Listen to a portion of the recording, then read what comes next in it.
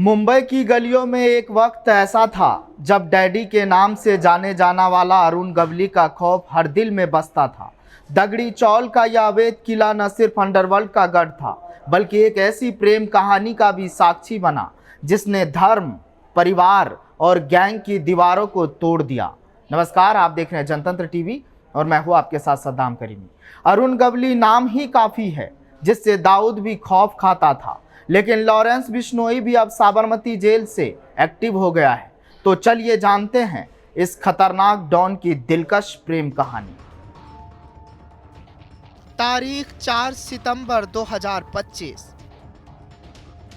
जब अरुण गवली 17 साल जेल में सजा काटने के बाद बायकुला की दगड़ी चौल लौटे तो गुलाब की पंखुड़ियों और समर्थकों के जोश के बीच उनकी वापसी ने फिर से सुर्खियां बटोरी।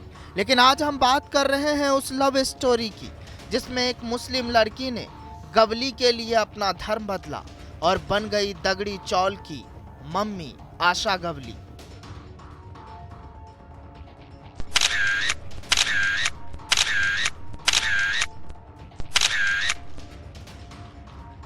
अरुण गवली, जिन्हें बाद में डैडी के नाम से जाना गया, और जुबैदा मुजावर की मुलाकात बायकुला की तंगलियों में हुई।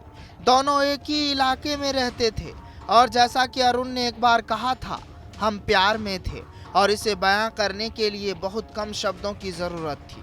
नजरों का वो मासूम मिलन धीरे धीरे प्यार में बदल गया। अरुण, जो उस वक्त कॉप्टन ग्रीस में काम करते थे और धीरे धीरे अंडरवर्ल्ड की दुनिया में कदम रख रहे थे, लेकिन जुबैदा के दिल में अपनी जगह बना ली।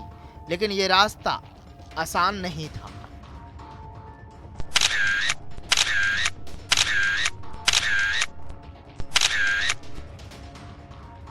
जुबैदा का परिवार, जो पुणे के पास बडगांव मावल में था, इस रिश्ते के सख्त खिलाफ था। कारण जुबैदा की मुस्लिम और अरुण की हिंदू पहचान। दूसरी तरफ अरुण के गैंग के सीनियर मेंबर्स रामा नाइक और बाबू रेशम भी इस रिश्ते को पसंद नहीं करते थे। गैंग में एक मुस्लिम लड़की का आना उनके लिए स्वीकार नहीं था। लेकिन अरुण गवली वही शख्स थे जिन्होंने दाऊद इब्राहिम जैसे डॉन से टक्कर ली थी। तो क्या वो परिवार और गैंग के विरोध से डरने वाले थे? आखिरकार प्यार की जीत हुई। अरुण गवली और जुबैदा ने भागकर शादी कर ली। जुबैदा ने हिंदू धर्म अपनाया और अपना नाम बदलकर आशा गवली रख लिया। ये शादी न सिर्फ दो दिलों का मिलन थी, बल्कि दगड़ी चौल में एक नई मम्मी के उदय की शुरुआत थी। अरुण गवली की जिंदगी में सिर्फ प्यार की कहानी नहीं, बल्कि खून खराबे और सत्ता की जंग का भी हिस्सा है। 1970 के दशक में अरुण ने बायकुला कंपनी के साथ अंडरवर्ल्ड में कदम रखा। पहले वो दाऊद इब्राहिम के लिए काम करते थे, लेकिन फिर बाद में दाऊद ही गवली का जानी दुश्मन बन गया था। 1988 में रामा नाइक की हत्या के बाद, जिसे अरुण ने दाऊद का षड्यंत्र माना, दोनों के बीच खूनी जंग छिड़ गई। अरुण ने दगड़ी चौल को अपने साम्राज्य का गढ़ बनाया, जहां से वो न सिर्फ अपराध की दुनिया चलाते थे, बल्कि गरीबों की मदद कर रॉबिन हुड बन गए। दाऊद की बहन हसीना पार्कर के पति इब्राहिम पार्कर की हत्या और 1992 के जे हॉस्पिटल शूटआउट ने उनकी दुश्मनी को और गहरा कर दिया। 1992 में इब्राहिम पार्कर की हत्या अरुण गवली की गैंग के 4 सदस्यों द्वारा कराई गई थी। इस अपराध में गवली गैंग के सदस्य शैलेश हंडलनकर और बिपिन शेर और शामिल थे। लेकिन इस सब के बीच आशा गवली उनके साथ चट्टान की तरह खड़ी रही। उनकी प्रेम कहानी ने न सिर्फ धर्म की दीवारें तोड़ी, बल्कि अंडरवर्ल्ड की दुनिया में भी एक मिसाल कायम की। प्यार के दुश्मन, परिवार, धर्म और गैंग।